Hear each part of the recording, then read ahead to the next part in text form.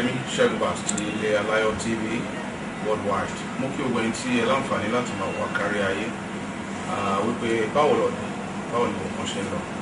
Àlejò wa lónìí lórí ètò ilé Aláyọ̀, ẹ jẹ́ kí a rojú wọn, and then tá a máa fi start ni pé why tí wọ́n fi ń pè wọ́n ní lékè. Ẹ jẹ́ ká kí wọn káàbọ̀ sórí ètò yìí. Mo kí yẹn káàbọ̀ sórí ètò ilé Aláyọ̀. Ẹ ṣe ní orí ètò.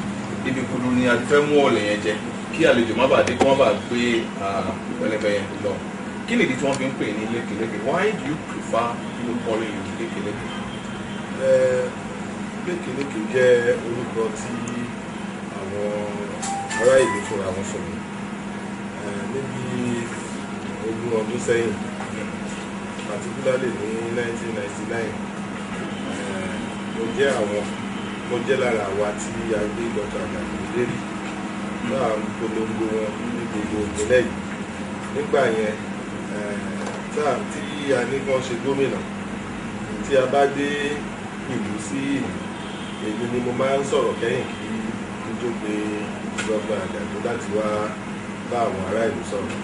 Tí bá dẹ̀ ti gun orí podium, màá sọ pé lékeleke Àgàgú lékè, ní kán sọ pé hey, pé Àgàgú kó lékè wá ní hey, lékeleke Àgàgú lékè wá ní hey. So gbogbo bí tí mo bá ń lọ la máa ń ṣe bẹ́ẹ̀. So nígbà tí a ṣe ní 1999, bàbá Adéfara ti wọlé. Nígbà tó máa di 2003, èmi náà ni mo tún ṣe gbogbo ètò wọ̀nyẹn. So bàtà wá wọlé tí Dr. Àgàgú wá di gómìnà ní 2003, ìgbà tí mo dẹ̀ wá di commissioner for justice àti attorney general. So a bá ti dé àpéjọ, tí bá ti dé microphone, a kàn ní lékeleke. So àgbà tó wáyá mo wá rí pé ní àwùjọ ẹgbẹ́ òṣèlú lékeleke ni wọ́n máa ń pè mí, èmi náà kúkú ń jẹ́ bẹ́ẹ̀. Ṣùgbọ́n nígbà tá a wá wádìí lékeleke, wọ́n wá rí pé orúkọ tó dáa ni, ẹyẹ funfun ni, kò lábàwọ́n, tó bá ti bà náà nìyẹn, gbogbo ẹyẹ ló máa ń sá fún mi, ẹyẹ àparò máa ń sá ni tó bá ti dé. A dẹ̀ rí pé nǹkan dáadáa ní lékeleke. Àwa pinnu pé ok, ìyà tó ń jẹ àwọn èèyàn a máa lékè ẹ̀, ebi tó ń pa àwọn èèyàn a máa lékè ẹ̀, lékeleke ni. Now ẹ ń plan láti di gómìnà báyìí, èròǹgbà ọkàn yín láti di gómìnà. Now ibi tí a fẹ́ lọ wọn ni pé àwọn orin tí ẹ máa ń kọ láwọn ibi tí ẹ máa ń lọ jẹ́ tẹ̀lé, mo rí pé ẹ fẹ́ràn orin, ẹ dẹ̀ máa ń kọrin bíi something like lékeleke bá lórí igi lóbẹ̀ o, ẹyẹ oko ìmọ̀tẹ́rì bá fún o. Ẹ tó bá mi kọ̀ọ̀kan náà orin tí ẹ máa ń kọ tó lọ mọ́ lékeleke right now.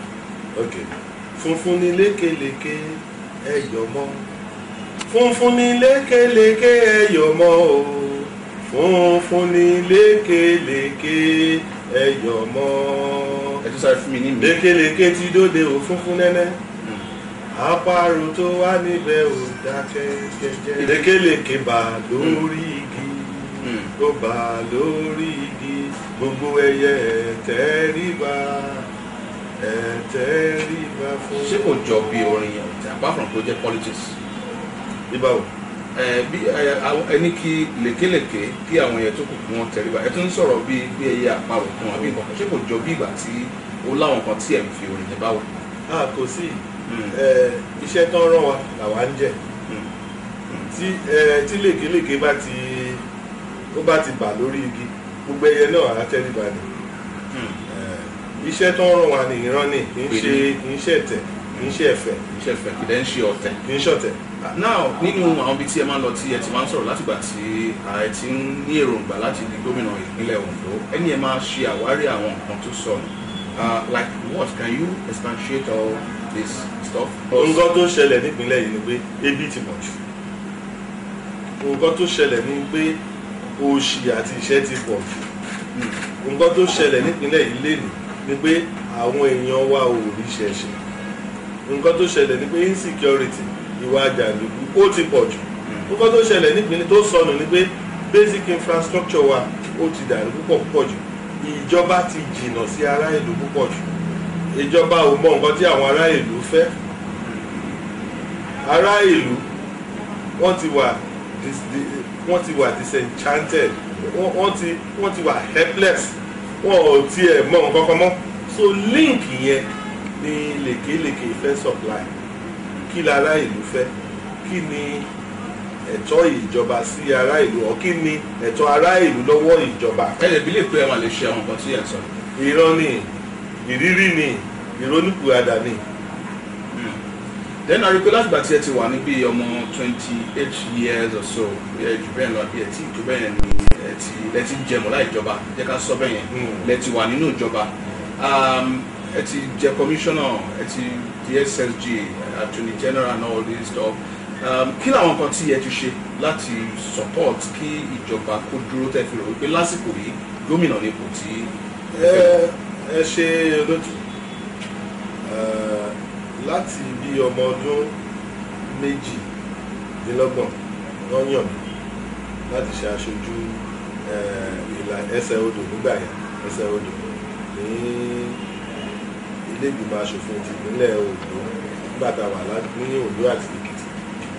àti ìgbà yẹn gangan ni wọ́n mọ̀ mí nípìnlẹ̀ yìí nítorí pé mo sọ pé iṣẹ́ tí wọ́n rán mi yẹn wò iṣẹ́ yìí ni màá ṣe iṣẹ́ tí Olúwa rán mi ajẹ̀yìn ni ó jẹ́ iṣẹ́ tó Olùgbàlà rán mi ajẹ̀yìn ni ó jẹ́. Ìgbà yẹn mo pariwo fún àwọn èèyàn tó rán mi wá síbí mo ensure pé ìjọba ò fi tó gbìyàn wọn kéré rárá. Nígbà yẹn ni a move motion láti rí pé Ondo state ó jẹ́ oil producing state tí gómìnà Olúmilúwà tó gbèrè ṣe mọ̀ pé bá a ṣe ń kúrò nínú mẹ́mbà ní first check fún then Ondo state ni ó di oil producing state. Ìgbà yẹn a pass òfin special and rural area development authority láti rí pé àwa tí a wá láti ìgbèríko ìjọba ó pay attention sí nǹkan tí a ń ṣe. you have been contributing to the growth. Oh sure, ìgbà yẹn ni gbogbo èèyàn mọ̀ nígbà yẹn tó bá ní today at the assembly aláwọ̀ fẹ́ gbọ́ nǹkan tí Ṣèyí ló máa sọ.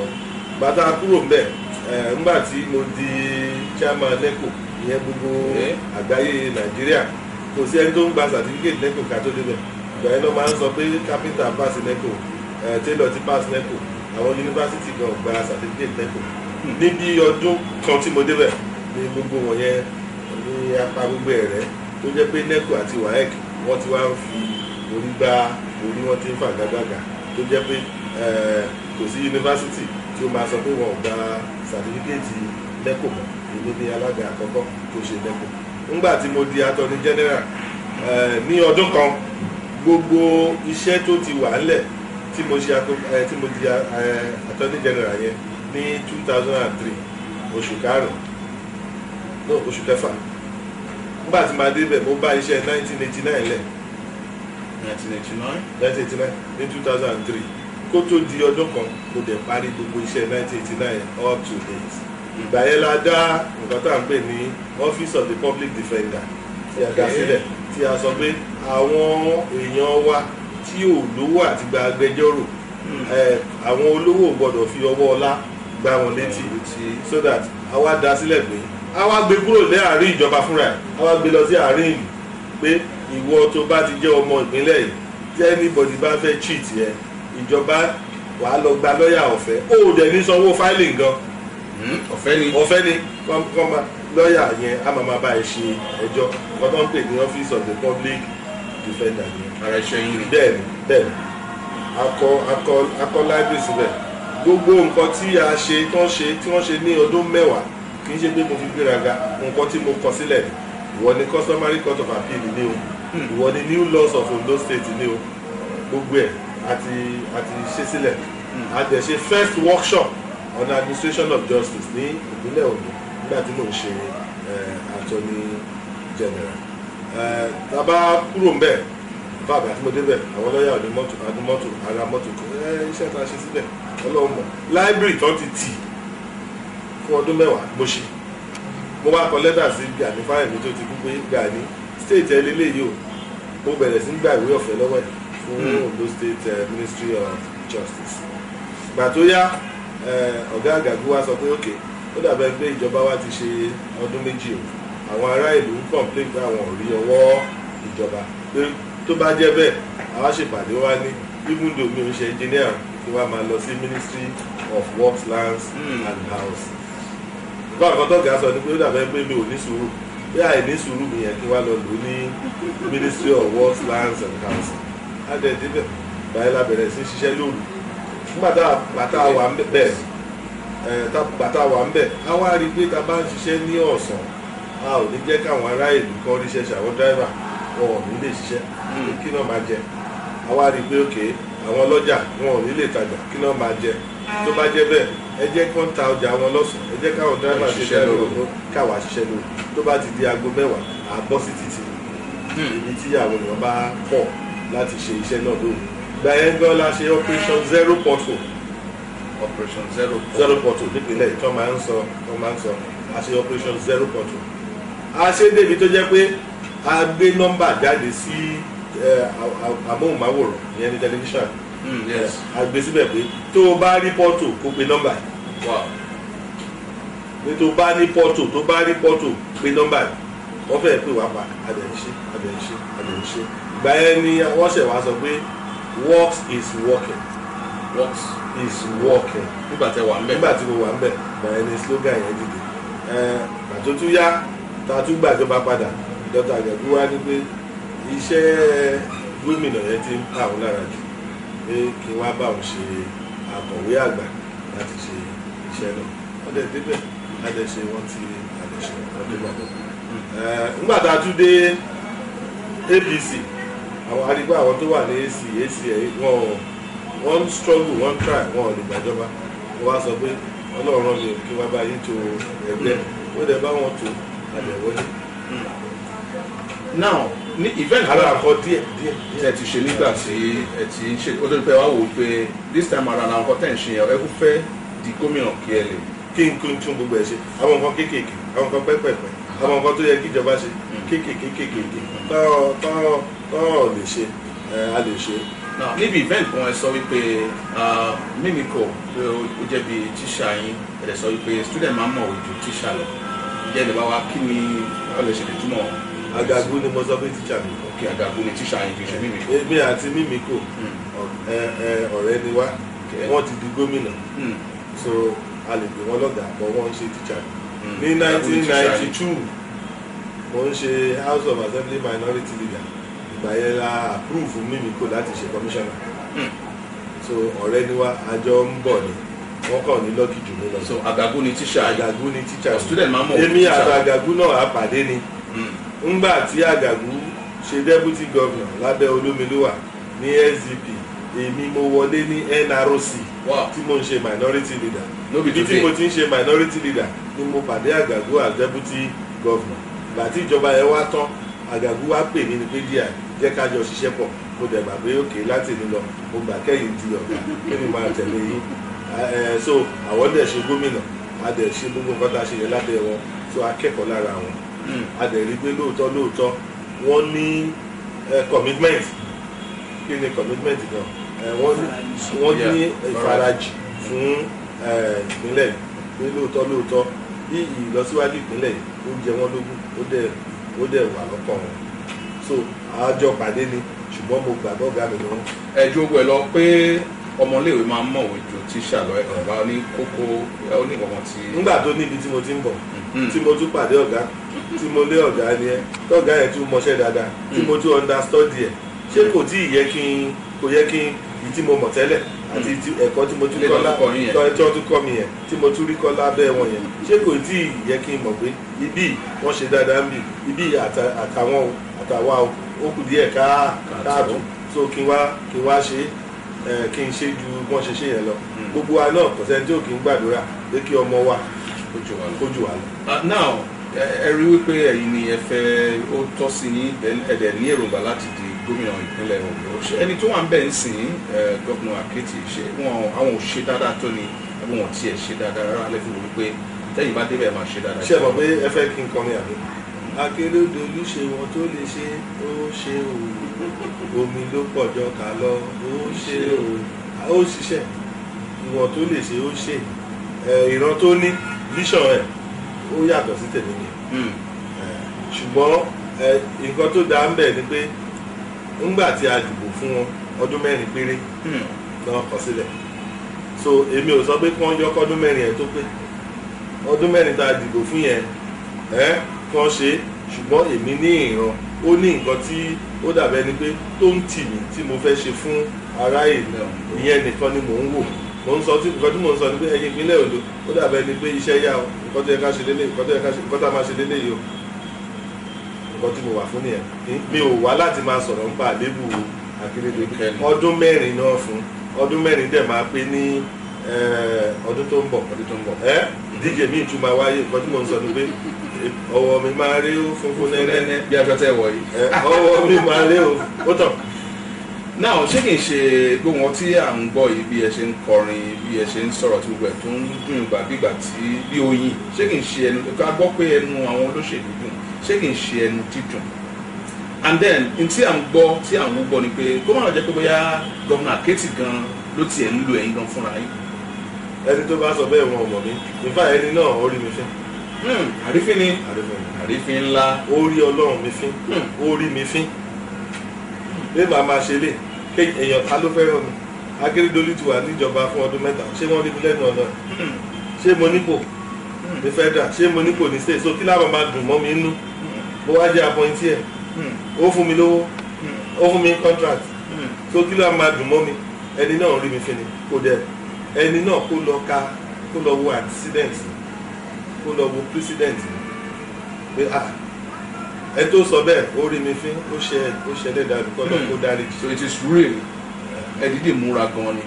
ṣé ìgbà tí mo wá ń ṣe ìwádìí rẹ lélẹ́bí. torí a rí ẹlòmíì nínú àwọn olóṣèlú tó yẹ pé nígbà bá tún ṣe tó bá ṣe àtúngbọ́ pé kò tún lọ. àwọn wo ni ṣé èèyàn bíi tèmi ni wọ́n yẹn àwọn wo ló ń ṣe bẹ́ẹ̀ ṣé kí ni pìdígírì wọn kí ni antecedents wọn wọ́n kàn rí mi fín ni àwọn wo làwọn yẹn. àrífín ni mi ò fẹ́ gbéraga bọ̀ àrífín ni láti máa sọ pé èèyàn kan lò mí ta ló ń lò mí kò sẹ́ni tó lè lò mí I am my own man I don't want to be modest ẹni tó lò mí yẹn kí lè experience at 56 plus èèyàn kan lò mí with my antecedents with my education with my exposure it's an insult. So lekeleke is real. Lekeleke is real. Lekeleke is sure. That's a good one. It's real and it's sure. ọmọ olúwo ní ìpínlẹ̀ Ondo kó má lọ jálejò ní ìpínlẹ̀ Ondo. Àlejò ni mí màá ṣe akọ̀wé ìjọba àlejò ni mí màá ṣe commissioner for works lands and housing àlejò ni mí màá ṣe secretary PDP ní 1999 àlejò ni mí màá ṣe chairman APC ní 2014 to 2018 irú àlejò wo nìyẹn èmi mo jẹ́ bí ọmọ ìpínlẹ̀ Ondo láti Àrògbò ní Ẹsẹ̀ Odò local government ìjọba ìbílẹ̀ Ẹsẹ̀ Odò èmi DI Kékéméké ẹ̀yin ọmọ ìpínlẹ̀ Ondo òun kí yín ẹ kú ìrọ́jú ẹ̀dẹ̀ kú gbogbo wàhálà tó wà ní òde lónìí mo fẹ́ sọ fún yín lágbára Ọlọ́run láìpẹ́ láì jìnà ìfọkànbalẹ̀ àti ayé ìrọ̀rùn adésìpínlẹ̀ Ondo. kí làwọn kan tí ẹ plan láti ṣe nígbà tí ẹ bá di gómìnà gẹ́gẹ́ bí ẹ̀rọ ìgbà yín. nǹkan tí a fẹ́ ṣe ni pé a fẹ́ sọ ìpínlẹ̀ Ondo di ìpínlẹ̀ ọrọ̀ àti àlàáfíà tí àwọn ará ìlú tí wọ́n máa ríṣẹ́ ṣe tá sì máa gbé ìgbésí ayé tó nítumọ̀ àti ìgbésí ayé ìfọkànbalẹ̀. nǹkan tí a fẹ́ fi ìjọba ṣe ni pé a fẹ́ kí ìjọba kó di nǹkan tí à ń fojú rí kó di nǹkan tí à ń fọwọ́ kàn kó dẹ̀ di nǹkan tí à ń faratì. gbogbo èèyàn ló mọ̀ pé after tá a bá ti yọ agbára Ọlọ́run agbára ìjọba ló kàn a fẹ́ fi gbogbo agbára ìjọba yẹn a fẹ́ fi bá ebi jà a fẹ́ fi bá ìṣẹ́ àti òṣì jà a fẹ́ fi bá àìríṣẹ́ṣe jà a fẹ́ fi bá ìwà jàǹdùkú jà a dẹ̀ fẹ́ fi tún agbègbè ilẹ̀ Ondo ṣe. báwa dárúkọ yín fún ẹlòmíì mọ̀ ní sí DI ẹlòmíì mọ̀ sí lékeleke fún ní ìmú yín kí àwọn kan lè. orúkọ mi Dùwẹ́rẹ̀mí Olúwaṣẹ́gun Isaac Kékéméké tí wọ́n ń pè ní Lékeleke. ẹ ṣé púpọ̀. pàpà síbẹ̀ sí ẹ̀dá ṣùgbọ́n lórí ètò Ilé Aláyọ̀ lórí Ilé Aláyọ̀ TV tó kárí ayé. Ilé Aláyọ̀, Ilé Aláyọ̀, Ilé Aláyọ̀, Ilé Aláyọ̀, Ilé Aláyọ̀.